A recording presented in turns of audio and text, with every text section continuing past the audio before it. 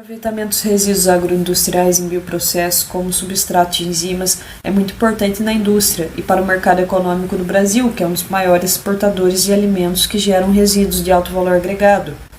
O uso desses produtos agroindustriais para se obter a enzima é muito sustentável, é menos poluente e reduz o desperdício. É possível também reduzir o custo na produção da enzima.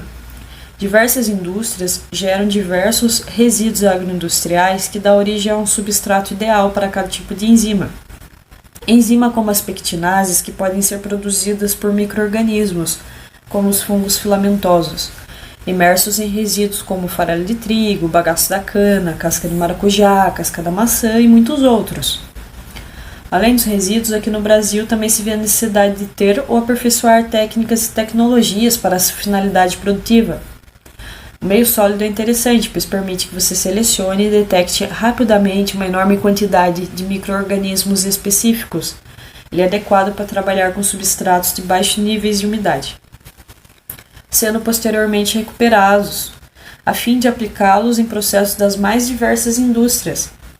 Essas enzimas correspondem a cerca de 25% do mercado mundial, tendo seu valor em 1 bilhão na década de 90 e 75 milhões somente com as pectinases. A partir de 2005, esse faturamento foi em torno de 2 bilhões. No Brasil, estima-se uma produção de 1,2 milhões de toneladas de maçã. O resíduo, que é o seu bagaço composto de casca, polpa e semente, que são gerados através da extração do suco. Esse composto representa 25% do peso e tem como destino final aterro sanitário ou suplementação de adubo. Estão sendo feitos estudos para reaproveitar melhor esse subproduto da indústria na produção de pectinases, usando casca de maçã como o substrato indutor da síntese da pectinase. De diversos micro-organismos pétnicos, como a poligalacturonase, pectina metilesterase, pectina liase. Geralmente, o fungo usado é o Aspergillus, em estado semissólido. Aqui temos alguns parâmetros da composição físico-química da casca da maçã, como a porcentagem de umidade entre 28%, sólidos solúveis em 14%, as pectinases em 14% também, o pH de 4,4 e a densidade aparente de 0,114. Agora eu vou falar um pouquinho sobre o micro-organismo selecionado Aspergillus niger. Dentre os micro-organismos que produzem ou sintetizam enzimas, os fungos são os mais utilizados pelo fato que aturam dentro do pH de 3 a 5,5, sendo compatível com as utilizadas na produção industrial de suco. Possuem como principal vantagem que cerca de 90% das enzimas produzidas são excretadas no meio do cultivo, e isso facilita a recuperação e a purificação. Várias espécies do gênero Aspergillus são listadas na resolução RDC 26 de 2009 da Anvisa como micro-organismos seguros na produção de enzimas para utilização na indústria alimentícia. O Aspergillus niger é uma espécie de fungo filamentoso e mais comum do gênero Aspergillus. Este fungo provoca uma doença em frutos e vegetais conhecida como mofo preto. É um contaminante que está presente de forma comum nos alimentos. Também está presente no solo e são encontrados em ambientes internos e realizam um crescimento em ambientes ricos em oxigênio e também atividade enzimática em cultivos sólidos com pH de 4,0 em temperatura de 40 a 50 graus Celsius. Bom, para a etapa de extração enzimática, é seguido essas etapas. A primeira etapa é o processo de higienização das cascas de maçã. Em seguida, é feita uma secagem em estufa a 60 graus por 30 horas. Isso, diminui a umidade presente nas cascas e também evita o crescimento de micro-organismos indesejáveis. Em seguida, é feita uma caracterização desse resíduo, analisando as características físico-químicas do resíduo, como a análise de densidade, pH, o teor de sólidos solúveis, ou seja, o grau Brix, e o teor de pectinas. São as características necessárias para o crescimento do micro-organismo no meio e a produção de enzimas. O processo de obtenção do micro-organismo é feito de forma natural, com os micro-organismos presentes no resíduo. onde as cascas da maçã são colocadas em placas e acondicionadas em ambientes protegidos da luz, favorecendo, né, o crescimento microbiano. Em seguida, é feita uma identificação do Aspergillus niger, garantindo, né, a análise das suas características morfológicas. Identificando o Aspergillus niger, é feito um pré-inóculo do micro-organismo em fermentadores contendo 100 a 500 litros do cultivo, similar ao utilizado para a produção enzimática. Isso facilita a fase de adaptação do micro-organismo. Em seguida, é feita a inoculação do micro-organismo no restante dos resíduos, sendo feito principalmente com suspensão de esporos, já que o Aspergillus niger é um fungo e libera, né, esporos para o seu crescimento.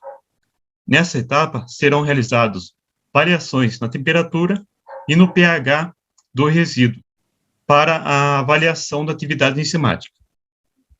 Em seguida, é feita a separação, a extração enzimática do meio de cultivo, também conhecido como downstream, visa, né, a recuperação das enzimas e a separação dos metabólitos indesejáveis. Esse processo foi feito com a centrifugação em condições de 180 RPM a 30 minutos. O processo de concentração visa, né, a concentração de enzimas de interesse e pode ser feita por evaporação a vácuo ou por processos mais modernos, como a ultrafiltração. O processo de purificação tem como objetivo, né, a purificação das enzimas e pode ser feita com a precipitação em sulfato de amônia, que é uma substância que apresenta baixo custo, alta solubilidade e uma proteção natural das enzimas. Mas também pode ser feito utilizando técnicas como a cromatografia.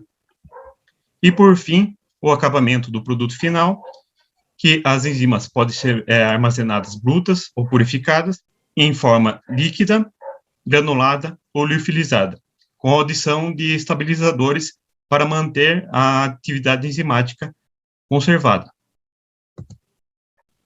O processo de obtenção dos micro-organismos, como foi falado, né, foi feito de forma natural, com os micro-organismos presentes na casca de maçã, aonde foi inoculados e mantidos por 4 dias de incubação, e foi feita uma captação dos esporos que cresceram nesse meio, inoculadas em diversas placas para o crescimento microbiano.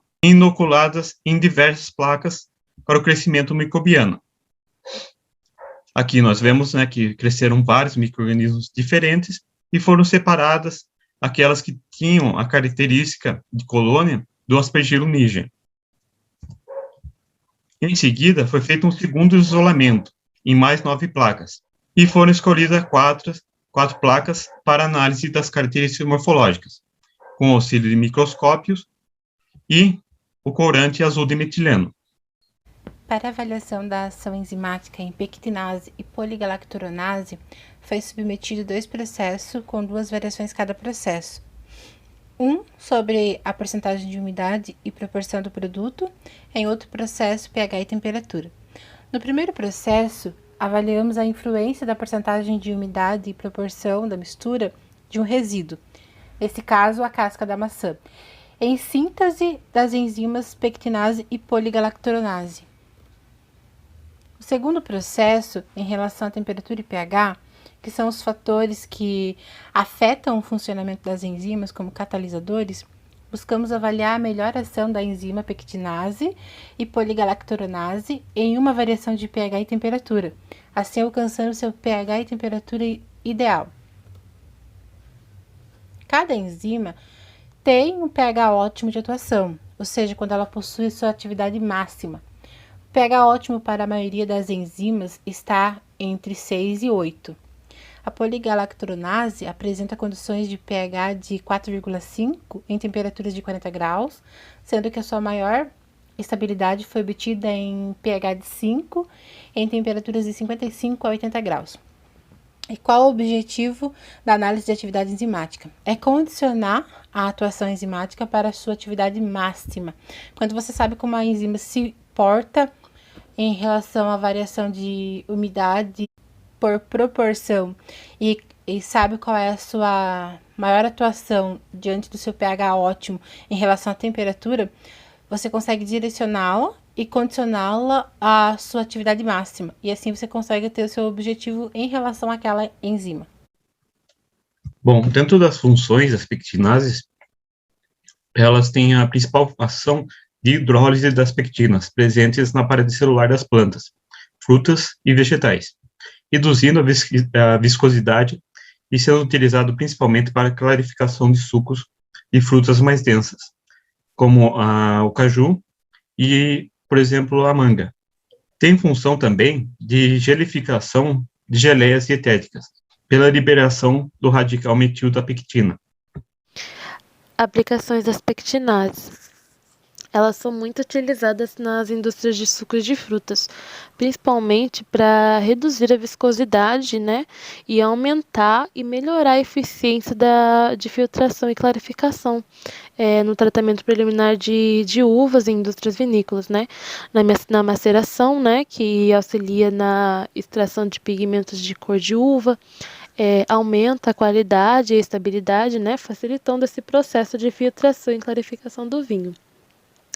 Também é utilizado para a extração de tecidos vegetais, né, na fermentação de chás, de café e cacau, melhora a extração de óleos vegetais, a extração de polpa de tomate, né, para a produção de ketchups de alta qualidade.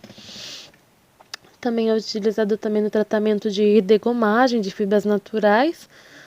A pectinase também são utilizadas para reduzir o amargor, né, excessivo de cascas de citros. Ela restaura o aroma que é perdido durante a secagem e melhora também a firmeza de pêssegos, de picles processados. A infusão da pectinase e da beta-glicosidase, ela aumenta o aroma e as substâncias voláteis de frutas vegetais. Aumenta a quantidade de agentes oxidantes em óleos de oliva extra virgem e reduz a indução ao ranço, né? Além de outras aplicações. Bom, e essas foram as nossas referências para a realização do nosso trabalho. E muito obrigada por assistir a nossa apresentação.